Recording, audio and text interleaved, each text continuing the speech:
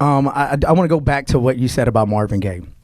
This election has been, some people say it's just divided the country. You know what I mean? Somebody says, what's coming first? Or next, Civil War II is going to be World War III. I don't know. And then there's so many things that are going on social media. But one post that I saw that said, where's Marvin Gaye? Where's Marvin Gaye right now? And just by you talking about Marvin Gaye earlier, I just want to kind of bring this back in. What do you think it was, and what do you try to do as an artist to where Marvin Gaye has influenced so many people across the world? Where do you see, or do you see yourself as coming in and actually contributing to some of the healing? You know, with the song like What's Going On, what can Lloyd do, or what do you feel, or if you even feel maybe some type of contribution that you can do to the world right now through your music in addition to your album? Well, one, I will say that, you know, whatever's going on, it is going on. Right. I'm not here to pretend like it's not. Right. And I do believe that the best way to get through something is to move to something. Right. You know, so you got to go towards it in order to get through it. I think that for me, I have learned the power of really communication.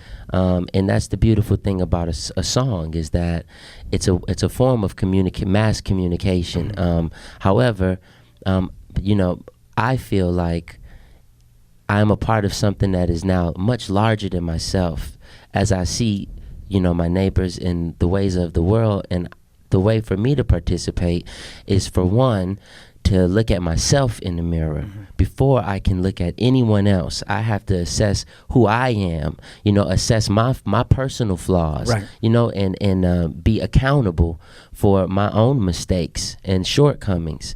And then I think by being able to really have a good look at myself, I can then start to connect with other people and share, you know, the human side of who I am, not the glamorous, but just the reality, the honesty, you know, be vulnerable, put the pride aside, yeah, and let's just really be honest, brutally honest, and with, you know, true.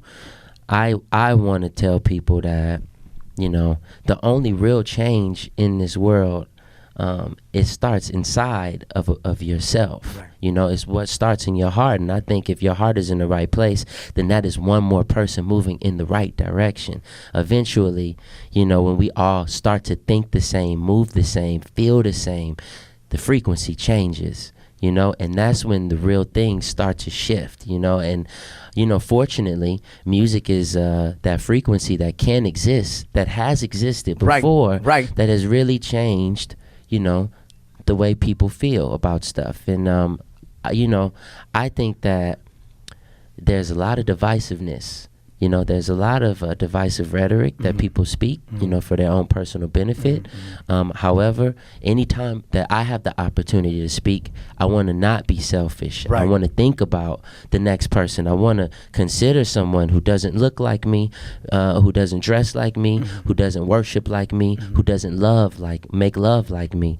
And I really want to consider those people. Now, I have the real great blessing of having really a lot of different kind of individuals that I can draw from in my everyday life. Yeah. You know, I said this the other day. I said, you know, I have a cousin who is a police officer, so I can talk to him about things that they really go through and try to understand maybe where he might come from at times. I have a neighbor whose son was killed by police brutality, who her son would come to my house and talk to me about cars. He just loved cars.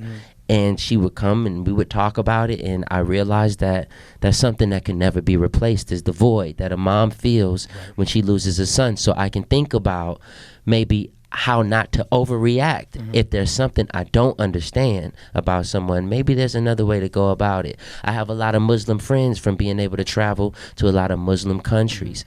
You know, I have friends who have went to prison, you know, and come out and really wanted redemption for their life, you know, not just a bunch of bad hombres, if you will.